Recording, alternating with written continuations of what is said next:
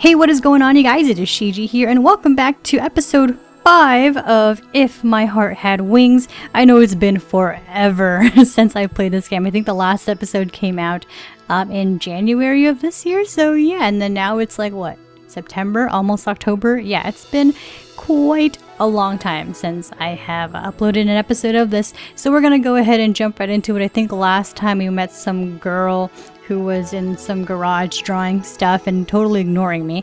So let's go ahead and continue on with the story. Let's go ahead and load and do that. Alright. After Ageha and I went our separate ways, I did the shopping for dinner on the way back. It's going to be hot again tomorrow, so I have to give them some food that will give them stamina. Enthusiastically, I put the menu together in my head. Oh no, I forgot to buy the milk. There was a convenience store right in front of me. 5 years ago, there was a tobacconist here. I'm guessing like a smoke shop? It's a little expensive, but I don't have time to go back to the supermarket. I thought to myself. It's Wheelchair Girl. What's up, girl? The automatic doors opened, and the one with the self-proclaimed cool allure left the shop. She had a bag on her lap, and she had a smile on her face, which was the exact opposite of cool. She didn't notice me and went back in the direction of the dormitory.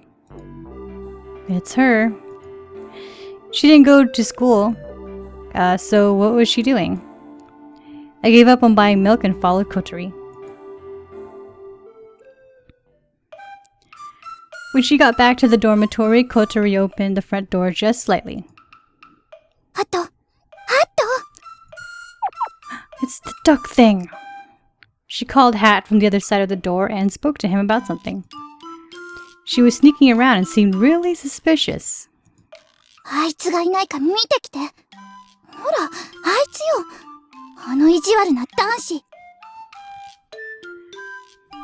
about me? Oh, is she talking about me? This is a girls' dormitory, so I'm the only boy here.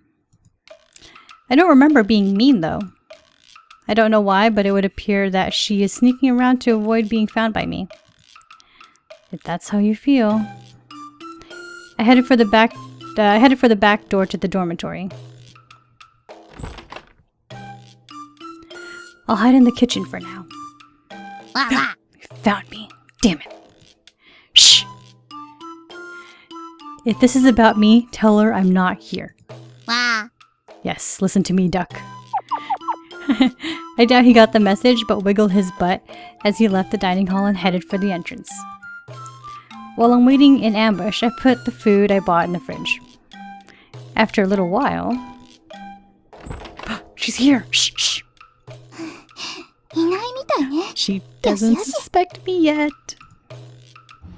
When Kotori came into the dining hall, she went straight for the cupboard and took out a spoon. Without taking out a dish, she stayed seated in her wheelchair. She put the shopping bag from the convenience store on the table. Inside was... Haagen-Dazs? I'm guessing that's supposed to be like Haagen-Dazs, but because they don't want any copyright issues, it's Haagen-Dazs. Needless to say, it was top quality ice cream.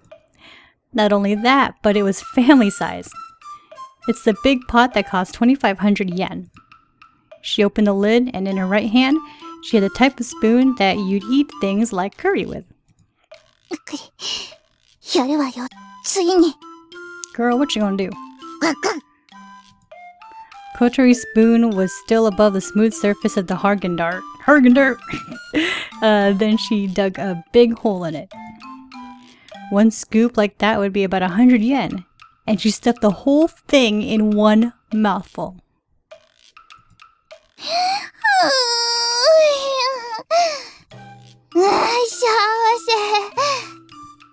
She brought her hand to her cheek as though she was flooded in happiness from the bottom of her heart. What is she doing? Seeing what she was doing made hiding and watching her seem pretty ridiculous. Without knowing, I was watching, Kotori began to shovel in more ice cream like a construction machine.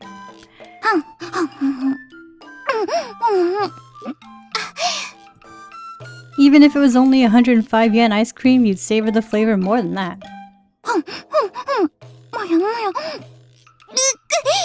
Dang girl, we haven't had dinner yet and you're already eating ice cream. Jeez. Nope. With the next mouthful of ice cream, Kotori suddenly lowered her head, holding her temples.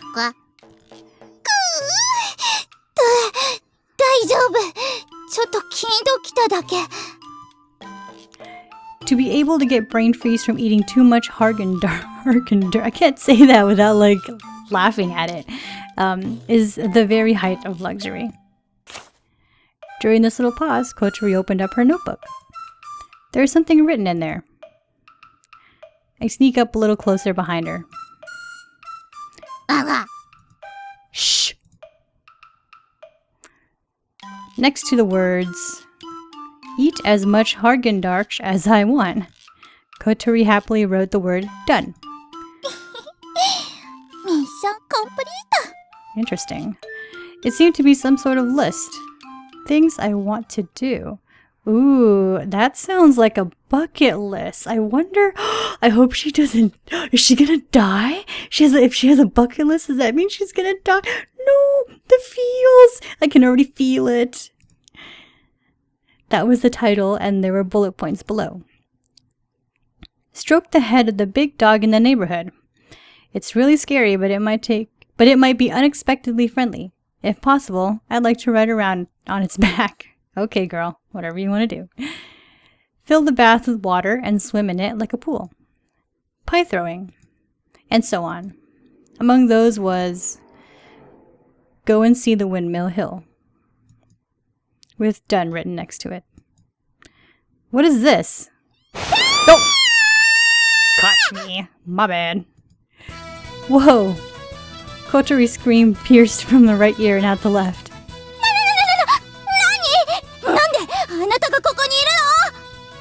I was here before you were. Her mouth was open in shock as she looked at Hat. Well, you know, Hat's my boy, so...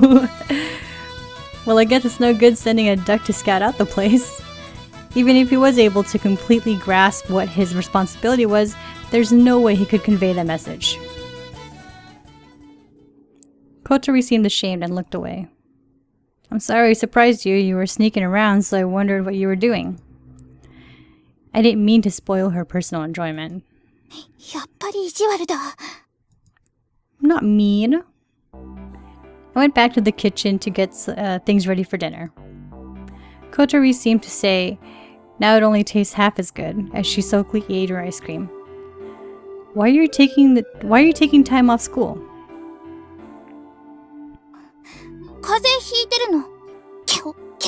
Shh, liar. She's blatantly lying. Would someone who has caught a cold be eating ice cream? I'm the dorm mother, you know. I have to make sure the boarding students have the right kind of lifestyle.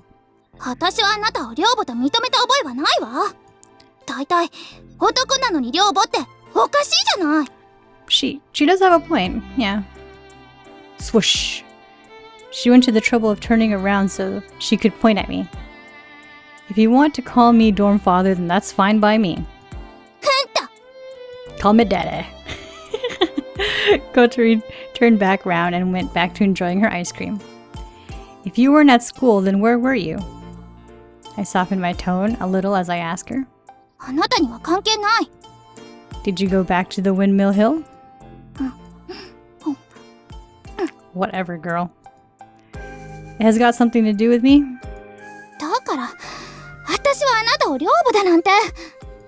I don't mean that. Yesterday, if I hadn't been passing by, where would you be right now? Yeah, that's right. You'd be stuck on that hill because you can't move. If you're not careful in a place like that, then maybe nobody would have come.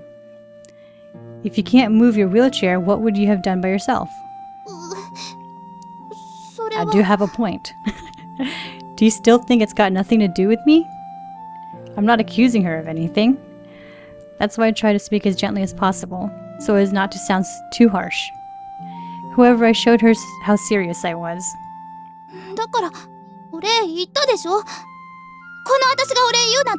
すごく珍しいことなんだから。ほんとよ。オオサンショウウオくらい希少なのよ。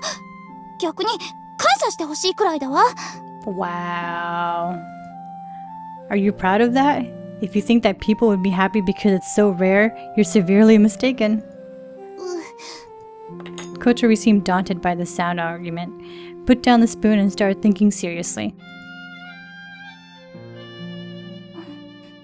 でも、私こんなだから何もできない。アイス食べる？高いやつよ。No, I don't. I sound a little mean, so Kotori. Oh, don't cry. Don't cry, girl. Became tearful all of a sudden. Her cheeks were quivering as she desperately tried to hold back the tears. Hey, I'm sorry. I was just joking. Don't make that face. 別に普通だもん。 That's right. See, you're fine. ガーガー。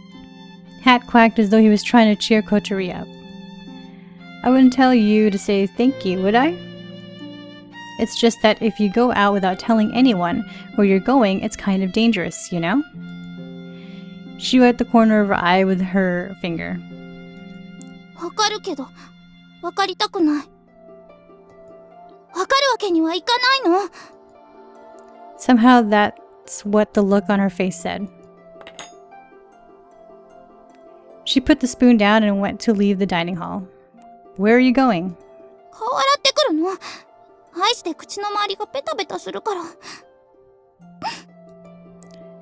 She closed the notebook and put it on her lap. Then a piece of paper fell from the notebook. You dropped something.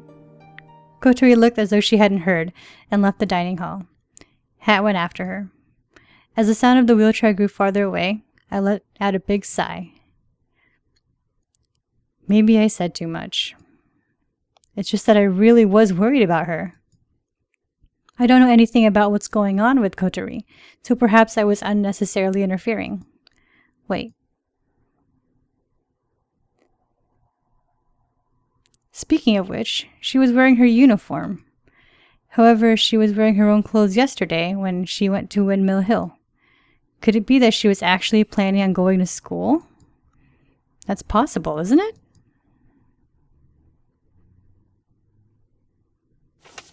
As I thought of that, I felt my mood lighten a little and picked up the piece of paper she had dropped. Huh? For a moment, I couldn't believe my eyes. It was a notice for withdrawal from school. Girl, you can't drop out of school. No, you need to go to school. That's high school. Ooh. Oh, looks like it's nighttime now. Uh-oh. 元気出しなって、葵くん。 I was depressed while I was cleaning up after dinner, and Kaneko came to comfort me. Why did everyone leave so much uneaten?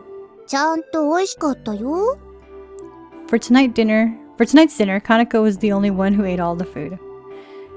Without exception, everyone else left some uneaten. Tomorrow I'll make even more tasty food, so tasty that no one will leave anything uneaten. I felt renewed determination, and then the duck came waddling into the dining hall.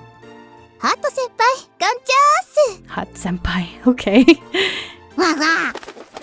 そっか、お腹空いてんだね。葵くん、なんか食べるものある？ There's some vegetables left over. それでいいよ。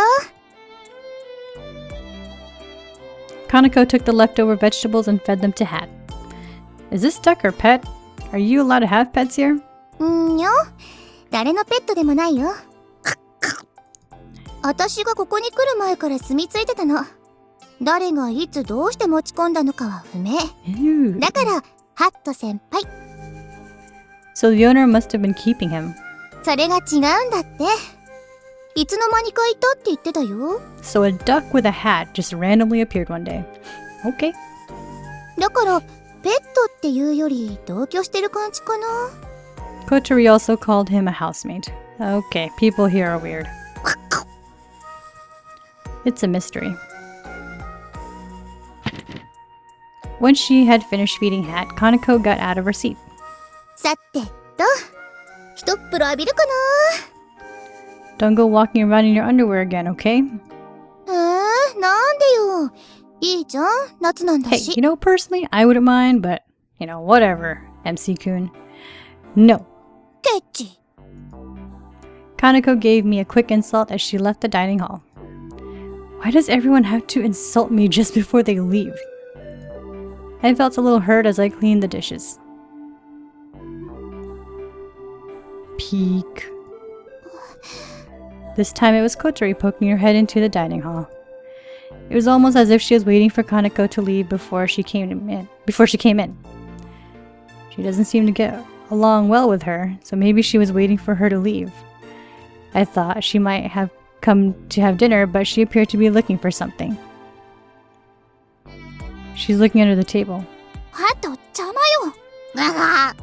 She went around the table once and then came past the counter in front of me. ね、紙、見なかった？ Nope, I did. Lies, I did. No, I haven't. What kind of paper? 紙は紙よ。本当に見てない？ Positive.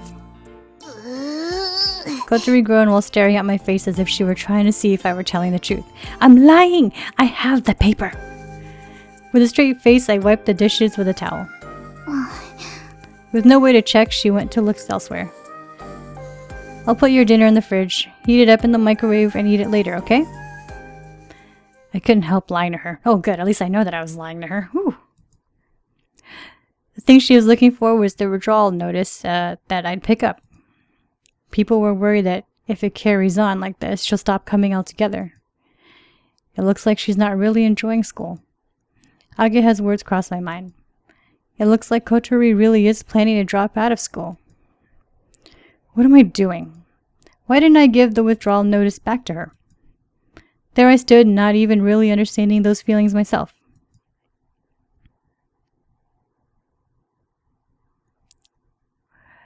Extend the little wings which fly in the sky. Highly. Ooh. Looks like we're going through a transition. Whoa, it's so bright. おはようございます。 Alright, so we're gonna go and end the episode right here since I think this is a good stopping point. We'll go ahead and save that right here. データ上書きしちゃってもいい Yes, の go よ ahead and ね。 overwrite. So yeah, I hope you guys enjoyed this episode. I'll continue doing some more of these when I get the chance to. If you did enjoy it, go ahead and hit the like button. And if you have yet to subscribe to Mr. and Mrs. Gamer, please go ahead and hit the subscribe button as well. But that is it for me. I will see you all next time.